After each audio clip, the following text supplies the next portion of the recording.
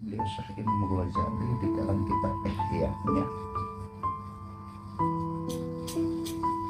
yang kurang lebih al-mujahadatu miftahul hidayah la miftahalaha siwaha. Al-mujahadatu miftahul hidayah la miftahalaha siwaha. Bersungguh-sungguh itu merupakan suatu kuncinya petunjuk, tentunya petunjuk. La miftahalah, tidak ada kunci untuk mencapai suatu hidayah ataupun petunjuk itu tadi siwaha, kecuali dengan mujahadah, kecuali dengan bersungguh-sungguh.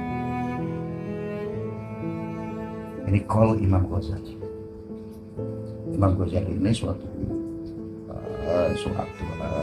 seorang syekh ulama yang kitabnya itu enggak hitungan, tapi mungkin kita semuanya sering mendengar baik daripada kajian ataupun kisah-kisah daripada ustaz-ustaz bahwasanya Imam Ghazali itu diangkat derajatnya itu bukan dari ibadahnya, bukan karena kemahirannya untuk menulis kitab,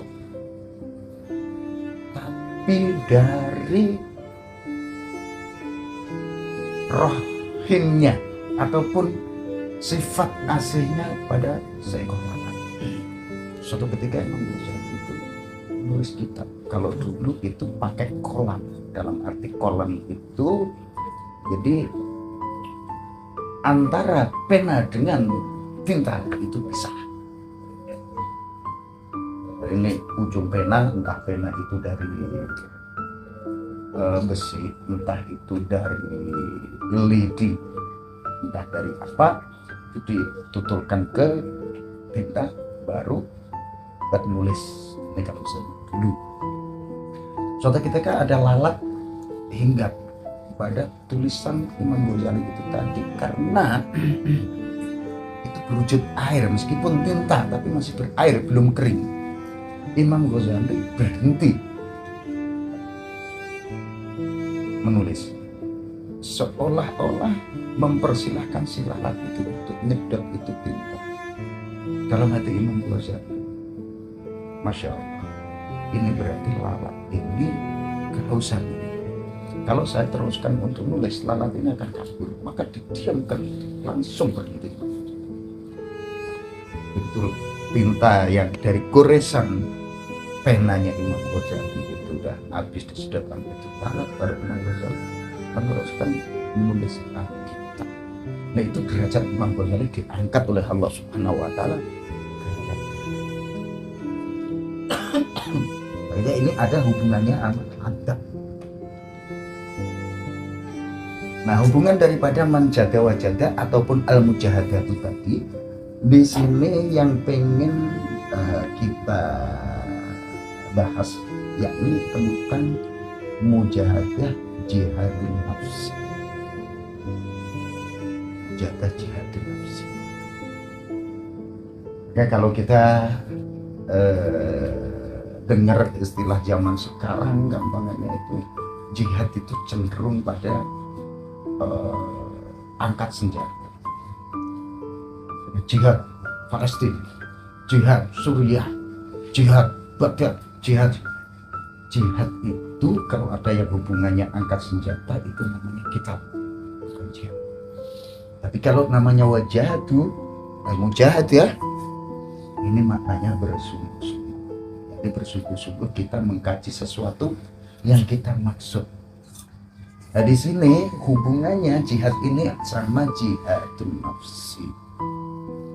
Kenapa? Dalam kitab Kifayatul Atqiya diterangkan di situ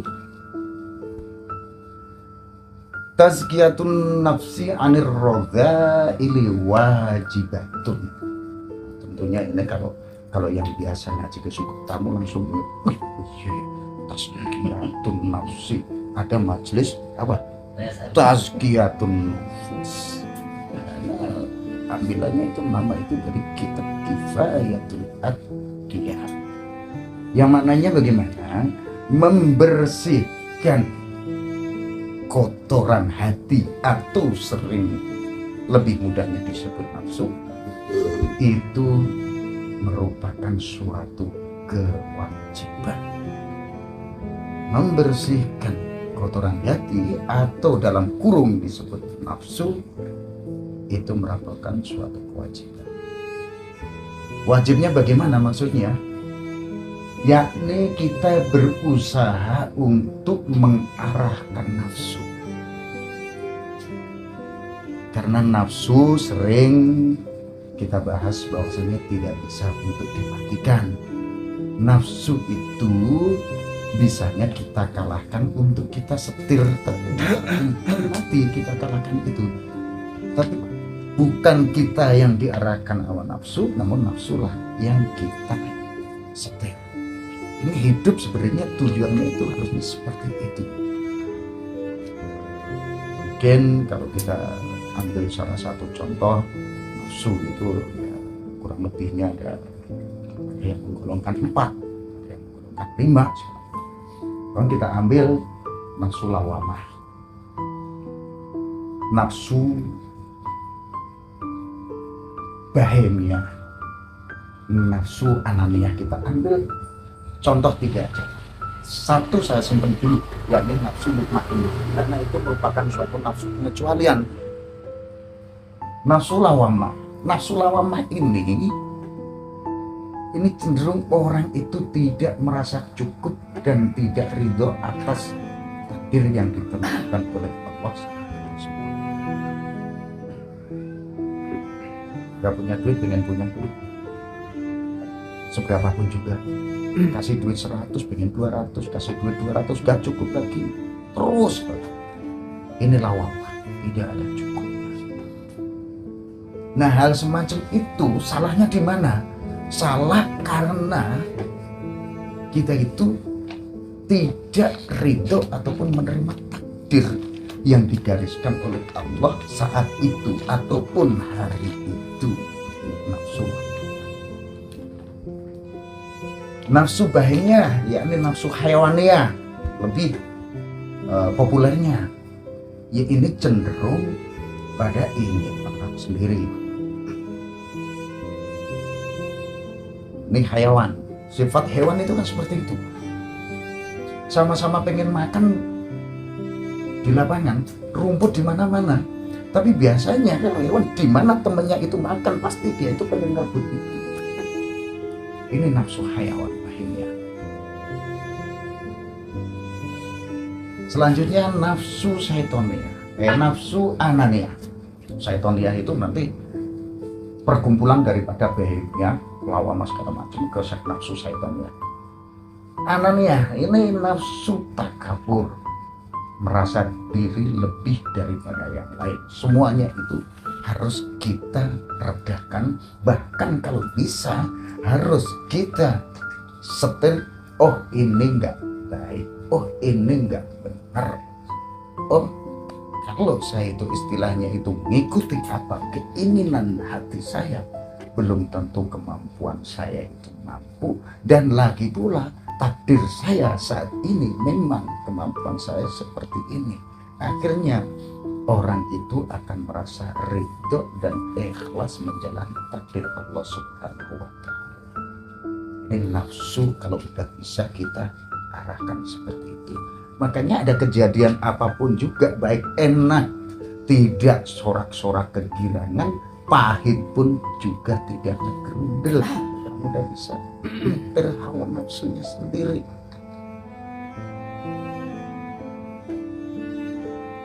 Makanya dalam surat Yusuf, mungkin kalau nggak salah ayat 53, Nabi Yusuf sampai pernah berbicara, wa ma ubari'u nafsi inna nafsa la'amaratum bisu illa ma rahima rabbi.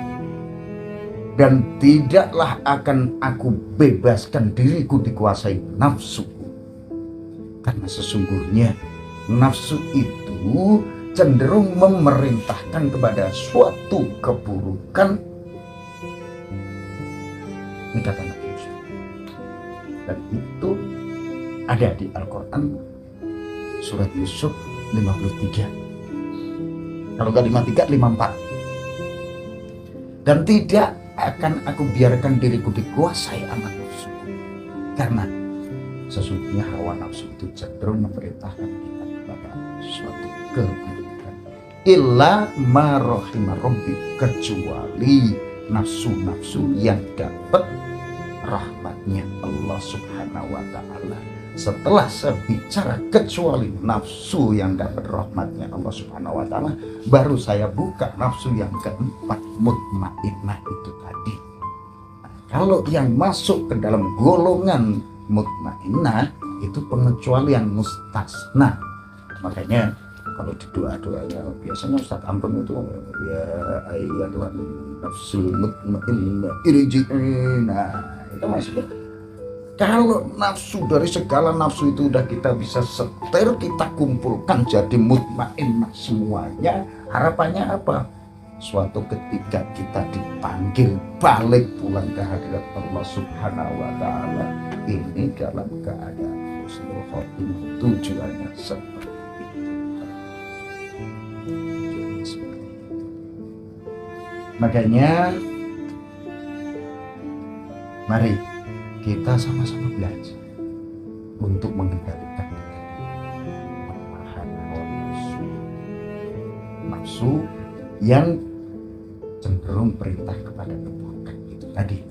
Tapi kalau nafsu, ya bahwa alam, kalau ada orang pilihan yang cenderung nafsunya itu kamu ngaji, kamu ke masjid, kamu puasa, kamu sedekah, itu luar biasa kalau orang udah bisa bersikap seperti itu. Namun derajat daripada gaya kita semuanya ini saya yakin masih jauh daripada hal-hal semacam itu.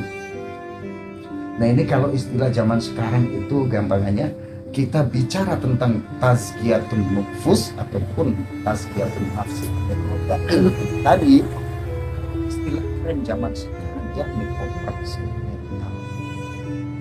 Operasi mental maksudnya itu seperti itu. Kita pengen berkuasa, kita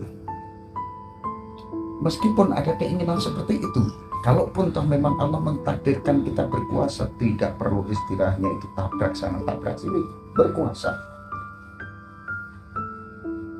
Kita pengen diakuin orang besar ataupun itu tanpa menyombongkan diri, asalkan kita itu bisa membawa diri, insya Allah nanti orang lah yang akan mengakui.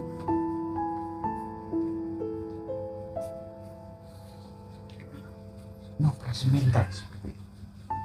Nah, harapannya kalau semua insan itu sebenarnya itu sudah bisa berlaku seperti itu, nafsu bisa kita tekan, kita kendalikan, insya Allah tidak perlu kita istilahnya itu terus-terusan pakai apa tadi, sholawat asgiling. Karena apa? Dunia bebas daripada kecurangan, dunia bebas daripada angkara. Namun ya itu mustahil karena kebaikan sama keburukan itu akan selalu bersama,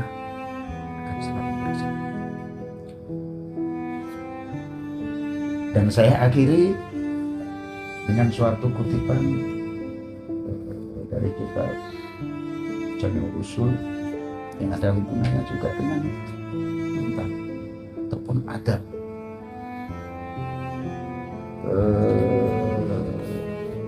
Al-abdu yusallu ila rabbihi bi adabihi wa yusallu bi ta'atihi ila jannah.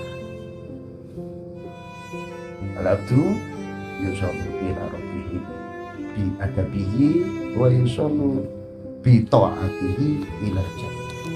Seorang hamba itu akan usul sadar kehadirat Allah dengan adab, tata krama, sopan santun, sifat rendah diri, menghargai yang lain, yakni dikumpulkan dengan kata-kata moral, itu akan sadar kehadirat Allah Subhanahu wa Ta'ala. Selanjutnya wa yusallu bi ta'atihi ilal jannah, dan akan sampai ke surga seorang hamba itu karena ketaatan. Nah, kesimpulan daripada dua kata ini, pertama adab, keduanya taat, ini semuanya itu memang bisa kita simpulkan harus seiring berjalan. Taat, kata-kata taat kemungkinan tidak perlu saya ulas panjang lebar, sudah sering disampaikan sama khotib-khotib, yakni menjalankan apa perintah Allah dan menjauhi larangannya. Nah, itu yang akan mengakibatkan kita sampai ke surga.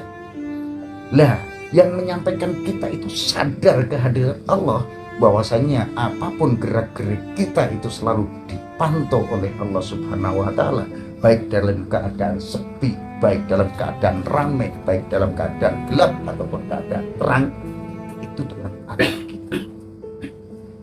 Makanya kita berusaha belajarnya itu lewat majelis Nurul Lail ini. Ada yang mengatakan ngaji roso segala macam, iya boleh katakan ngaji roso ya. Perasaan ini sebenarnya itu sumber daripada malapetaka. Ini kalau perasaan jelek.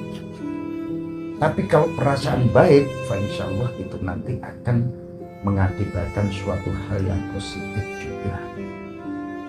Namun kita yakin bahwasanya manusia itu udah jelas punya sifatnya hanya dua, salah dan lupa, jauh daripada kebaikan tentunya.